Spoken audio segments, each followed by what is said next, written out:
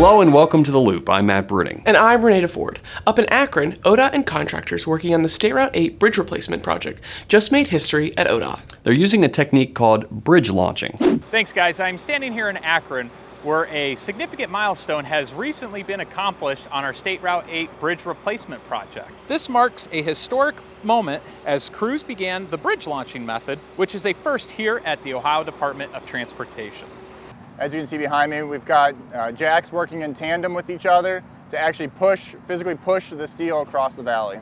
And what happens is the hydraulics in the lines push the jacks forward and actually lock in place something similar to a train car running down the rails. And this bridge will actually push out across the rails and then ultimately out to the next pier. This project, which began in August of last year, is scheduled to be completed in summer of 2028.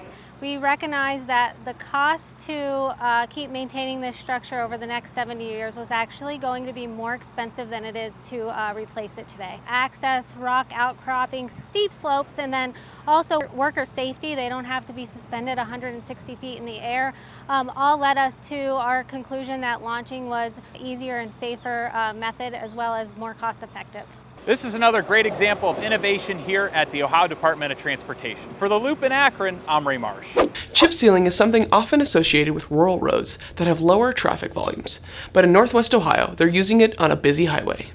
Welcome to Van Wert County on US 30, where maintenance crews are currently chip sealing westbound lanes between US 224 and the Indiana State Line.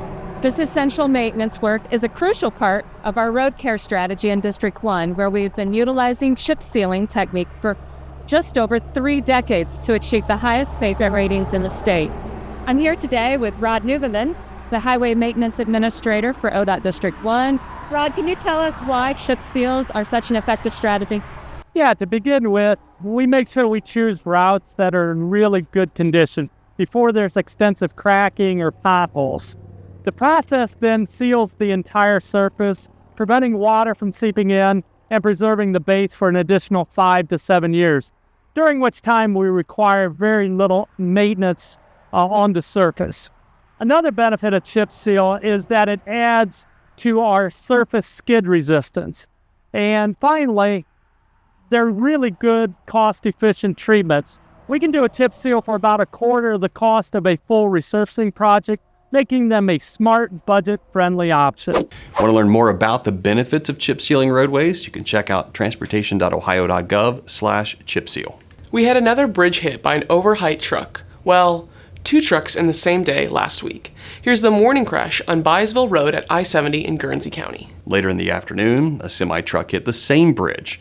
There are numerous warning signs, even a detector that flashes to notify a driver that their vehicle is too tall to clear the overpass. Drivers should know how tall their vehicle or load they are carrying is before they hit the road. Or our bridges. Thankfully, no one was hurt in either incident. A rockfall remediation project continues along State Route 7 in Jefferson County. It is a massive project, but there was a little hiccup last week. The noon blasting caused a larger than expected section of rock to fall, closing the road in both directions. Crews worked around the clock to get the roadway cleared of debris and reopened in both directions within 26 hours of the incident. Great job, everyone. We'll get more ODOT news online at transportation.ohio.gov. Follow us on social media and keep sending those great story ideas and feedback to loop@dot.ohio.gov. And now you're in the loop.